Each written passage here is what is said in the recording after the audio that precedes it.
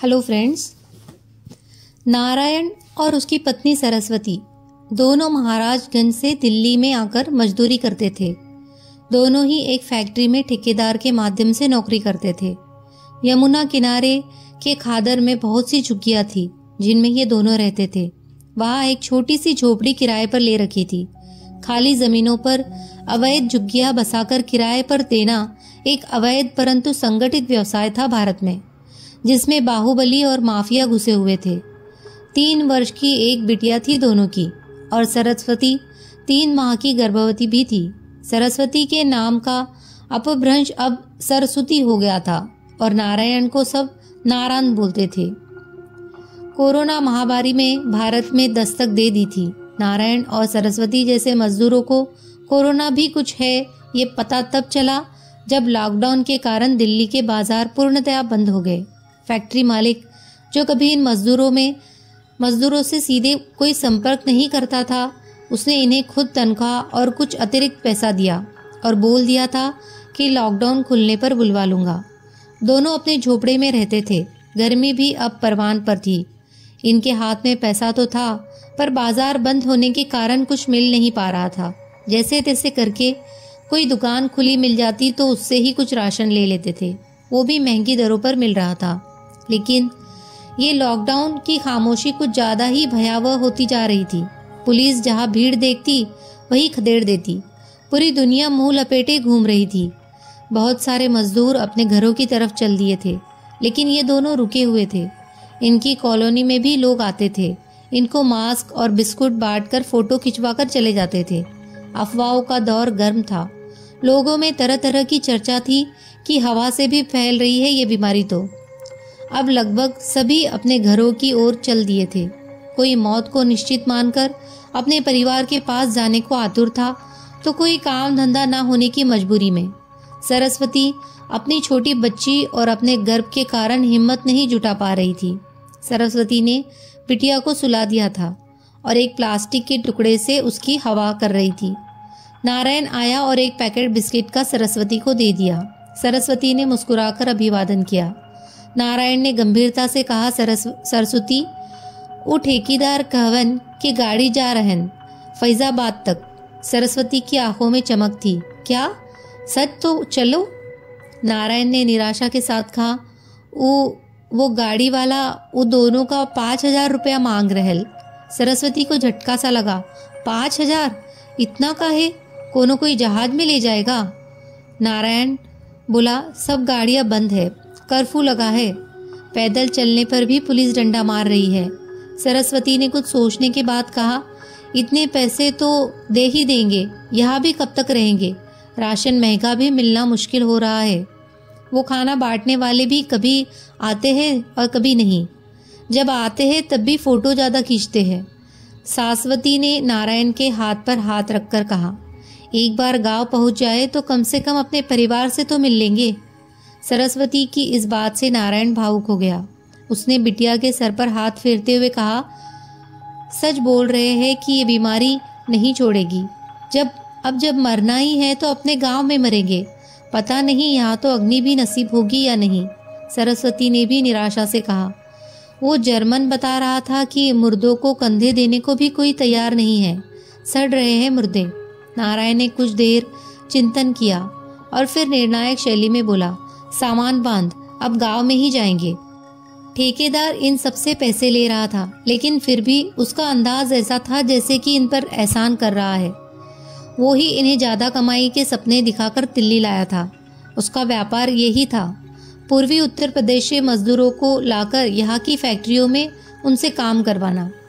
ठेकेदार ने नारायण के सामान के गट्ठर देखे और बोला, दुनिया प्रलय आ रही है और तू ये सामान की गठरी ठाए घूम रहा है।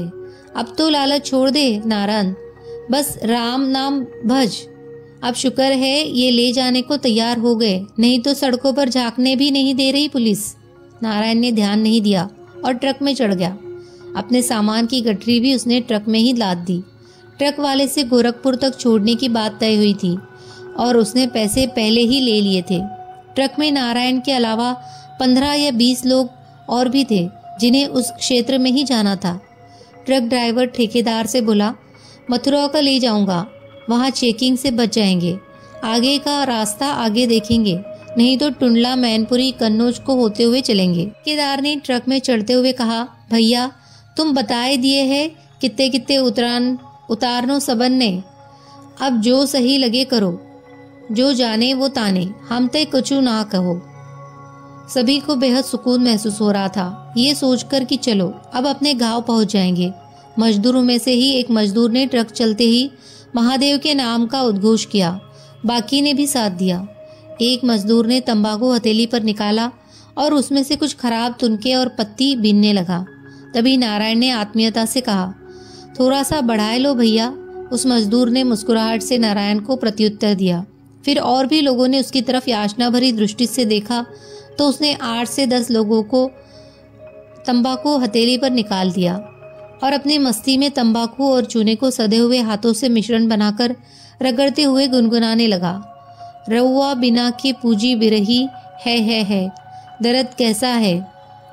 तभी उसके कंधे पर एक साथी मजदूर ने हाथ रखा तो उसने अपनी गुनगुनाहट को विराम दिया और मुस्कुराते हुए उसकी तरफ देखा। उस मजदूर ने संजीदगी से कहा, भैया आए रहे थे कि कुछ पैसा कमाकर घर भिजवाएंगे, बस इसीलिए यहाँ हम बिरहा की आग में जलते रहे। तंबाकू रगड़ रहे मजदूर ने खीसे निपोर कर कहा, तो भैया यहाँ आके भैल कोलू का बैल कछु हाथ लगा का। उस मजदूर ने मायूसी से उत्तर दिया, ठेकेदार बोले थे कुछ दिन बाद वापस आ जाना, कछु पैसा जोड़कर। जो जोड़ा वो तो ले लिहिस इसने भाड़ा। तंबाकू रगड़ते रगड़ते वो मजदूर फिर हंसकर बोला, का भैया भीख ना मांगा वाहे खातिर मजदूरी किए ना, लेकिन का हुआ, लाइन में लग लग भीख मांगी खाने की और ससुरों से फोटो भी खिंचवाए। इस बात पर सरस्वती जो अभी तक घूंघट किए मौन थी, वो तुनक कर बोल पड़ी, बहुत लज्जा आती थी, का करे पेट के मारे सब सहना पड़ी और बार बार पैकेटवा को पकड़ाकर फोटो खींचते थे। नारायण को उसका मर्दों के बीच यूं बोलना अच्छा नहीं लगा। उसने उस पर अपना मर्दाना रोब जमाते हुए कहा, काहे खकुआ की चढ़ी बैठल, खामोश रहो ना। इतने समय में उस मजदूर के पारंगत हाथों ने तंबाकू को रगड़कर उसे मटमैली से हरी रंगत में बदल दिया था। अब जब उसने जोरदार थपकी लगाई तो उसकी गंध सबके नथुने को उत्तेजित कर गई। मजदूर तंबाकू से भरी हथेली आगे बढ़ाते हुए बोला, इस ससुरा कोरोना का डीएम घुट गई रगड़ा खाकर, लियो भैया पर तनी हमार लिए भी छोड़ दियो। सब मजदूर ठठाकर हंस दिए। सबने थोड़ा थोड़ा पत्ती लेकर अपनी होठों में दबा ली। नारायण की बिटिया सरस्वती की गोद में ही सो गई। कुछ लोग ऊँग रहे थे तो कुछ आपसी चर्चा में मशगूल थे। अभी 2 घंटे का सफर ही हुआ था कि गाड़ी में एकदम से ब्रेक लगे और गाड़ी रुक गई। अभी वो सदाबाद के पास ही आए थे। पुलिस चेकिंग से बचने को ड्राइवर अलग रास्तों से आया था। ठेकेदार भागकर पीछे आया और हड़बड़ाहट में बोला, उतरो सब नीचे। फिर वो उन्हें सड़क से हटाकर अलग रास्ते पर ले गया और आगे जाकर बोला, इस रास्ते से आगे जाकर सड़क पर मिलो, सब चेकिंग चल रही है। एक बार पकड़ लिया तो उसकी गाड़ी जब्त हो जाएगी और हमें तुम्हें कर देंगे बंद पूरे मास के लिए।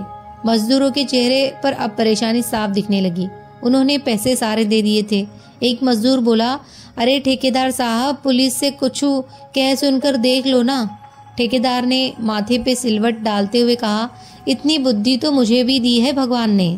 बात करेंगे, लेकिन भैया इतनों को देखकर आगे ना जाने देंगे। नारायण थोड़ा हिचकते हुए बोला, वो आ तो जाएगा हमें लेने ठेकेदार साहब। ठेकेदार ने नारायण के कंधे पर हाथ रखते हुए कहा, नारायण तुम ईना हो, हजारों को काम दिलवाया यहाँ और अब उनके देश भी पहुंचा रहा हूँ। भैया यो विपदा आई ऐसी आई है, कम से कम अपने परिवार से तो मिल लेंगे। एक मजदूर ने गंभीर आवाज में कहा, यो बीमारी तो जी पता नहीं कितनों मारेगी। अब तो बस इतना हो जा कि अंतकाल में अपनी मिट्टी मिल जाए बाबूजी। उसकी इस बात से कई मजदूरों की आंखों से पानी बह निकला। सरस्वती ने अपनी साड़ी के पल्लू से अपनी आंख साफ की। आप सुन रहे हैं स्टोरी ऑफ माइग्रेंट लेबर मिट्टी। ठेकेदार ट्रक वाले के साथ गया और वो सब बताए रास्ते के अनुसार चल दिए। जहां उन्हें बताया था वो सब वहां पहुंच गए। बहुत इंतजार बहुत समय तक इंतजार भी किया। सूरज सर पर चढ़ आया था, लेकिन ठेकेदार का कोई ठिकाना नहीं था। ठेकेदार का फोन भी नहीं उठ रहा था। काफी प्रयासों के बाद ठेकेदार ने नारायण का फोन उठाया और घबराहट में बोला, ओ नारायण भैया, सब आगे बढ़ लो, वहां से पुलिस ने गाड़ी जब्त कर ली। नारायण ने घबराहट में कहा, क्या कह रहे हो बाबूजी, हमारा क्या होगा इस परदेश में। फोन लाउड मोड पर था तो सभी सुन रहे थे। उधर से ठेकेदार ने कहा, भैया जैसा बोल रहे वैसा करो ना, पुलिस आ रही है सबको लेने, फिर डाल देंगे कहीं बंदी में, और यहाँ मरे तो भैया पता ना देह को अग्नि भी नसीब हो या ना। और इतना कहकर ठेकेदार ने फोन काट दिया। अब सभी मजदूरों में घबराहट थी। तभी एक बोला, भैया यहाँ से तो चलो पहले, ना तो पुलिस आती हुई होगी। जिस मजदूर ने चूना रगड़ा था वो एकदम से बोला, आती ना होगी भैया, भेजी होगी वो छिनार के जने ठेकेदार ने, सब रुपया पैसा तो ठग ही लिए। अब ठेकेदार का फोन बंद आ रहा था। पुलिस की एक गाड़ी आई और सभी को लाठियां कर खदेड़ना शुरू कर दिया। वो सब गांव की पगडंडी की तरफ चले गए तो पुलिस वाले भी वहां से चल दिए। मजदूर अभी भी तय नहीं कर पा रहे थे कि करे तो क्या करे। अब किसी के पास ज्यादा पैसे भी नहीं बचे थे। तभी एक मजदूर बोला, अरे ओ भैया, 84 कोस परिक्रमा किए हो कभी? लगभग अधिकतर ने कहा किए है भैया। तब वो बोला, तो चलो फिर करते हैं डबल परिक्रमा, वैसे भी पैसा बचा नहीं, और भैया यहाँ रहो या अपने गांव में, ये बीमारी छोड़ेंगे भी नहीं। नारायण ने दार्शनिक भाव से कहा, भैया जब मिटना ही है तो अपनी मिट्टी में जाकर मिटेंगे। और इस तरह सब पैदल और एक लंबी यात्रा पर निकल लिए। इनमें से सभी का गंतव्य 1000 किलोमीटर से भी ज्यादा था। लेकिन जीवन भर मजदूरी करने वाला मेहनत से नहीं डरता। वो जानता है अपने शरीर की अंतिम सीमा तक उससे काम कैसे लेना है। उस पूरे दिन वो सभी चले और रात भी काफी समय चलने के बाद एक जगह उन्होंने रात काटी। सुबह फिर चल दिए। अब उनके पास खाने की भी समस्या हो चली थी, परंतु देहात में उन्हें रास्ते में सहानुभूति भी खूब मिली और भोजन भी। देश का मीडिया 1947 के बाद के इस सबसे बड़े पलायन पर जमकर टीआरपी बटोर रहा था। लेकिन ये जो पलायन कर रहे थे, इनकी आंखों में बस अपना परिवार और अपना गांव था। इनमें से किसी को नहीं पता था कि वो एक बड़े वैश्विक मीडिया इवेंट के मुख्य पात्र है। ये पलायन मीडिया में अब कोरोना से ज्यादा चर्चा बटोर रहा था। तभी चलते चलते सरस्वती को दर्द होने लगा। बाकी मजदूरों को आगे चलने को बोलकर नारायण अपनी बेटी और सरस्वती के साथ वहीं रुक गया। उसके साथ एक मजदूर और उसकी पत्नी और रुक गए। उस मजदूर ने नारायण की बेटी को एक बिस्किट जो उसे रास्ते के एक गांव में मिला था वो दिया। बिस्किट लेते ही उस बच्ची के थके हुए मासूम चेहरे पर एक सुंदर मुस्कान फैल गई, जैसे घुप अंधेरे में कोई रोशनी की किरण फैल जाती है। इस महामारी के दौर में भी प्रकृति ने अपनी अप्रतिम सुंदरता इस बच्ची के मुखमंडल पर बिखेर दी थी। सरस्वती एकदम से जमीन पर बैठ गई और पीड़ा से कराहते हुए बोली, अब ना हो पाएगा, देह में बिल्कुल जान ना बची है। पता नहीं पीड़ा बढ़ती ही जा रही है। और उसके मुख से एक कराहट निकली। नारायण ने उसके माथे पर हाथ फेरते हुए उसे पानी पिलाया और बोला, हे सरस्वती, थोड़ी हिम्मत करो रे। लेकिन सरस्वती की कराह और पीड़ा बढ़ती ही गई। साथ ही मजदूर ने नारायण को कहा, अरे हो नारायण, भोजे को छांव में बैठा, कुछ देर बाद आगे चलते हैं। नारायण ने परेशान होते हुए कहा, भैया यहाँ बियाबान में कहाँ रुके, कोनो मदद भी ना मिले यहाँ तो। उस मजदूर ने कहा, नारायण आगे चल पाएगी भुजाई, देख तो तनिक। सरस्वती को दोनों लोग उठाकर छांव में ले गए। तभी नारायण ने ध्यान दिया कि सरस्वती को रक्तस्राव हो रहा है। सरस्वती की साड़ी रक्त से पूरी तरह खराब हो गई थी। सरस्वती दर्द से करा रही थी। साथ में चल रही स्त्री ने नारायण और साथी मजदूर को अलग जाने का इशारा किया और सरस्वती को संभालने में लग गई। उसने अपनी एक धोती से पर्दा कर दिया। नारायण किसी अनिष्ट की आशंका से घबराकर रोने लगा और साथी मजदूर उसे ढांढस बनाने लगा। नारायण की बिटिया को पता ही नहीं था कि ये क्या हो रहा है, लेकिन वो माँ की दर्द भरी कराहट और नारायण का क्रंदन देखकर घबरा गई थी। नारायण को कुछ होश आया तो वो रोती हुई बिटिया को थोड़ा दूर ले गया, जहाँ उसकी माँ की कराहट की आवाज़ कम आ रही थी। कुछ समय बाद जब सरस्वती शांत हो गई तो नारायण सरस्वती को देखने उसके पास आया। उस महिला ने सरस्वती को दूसरी साड़ी पहना दी थी और रक्त से सनी उसकी साड़ी वही पास में पड़ी हुई थी। उस महिला ने नारायण के पास आकर भीगी आंखों से कहा, भैया सरस्वती का लल्ला न रही। नारायण सरस्वती के पास गया और उसके सर पर हाथ फेरने लगा। उसकी बिटिया कुलबुलाते हुए उसकी गोद में छिप गई।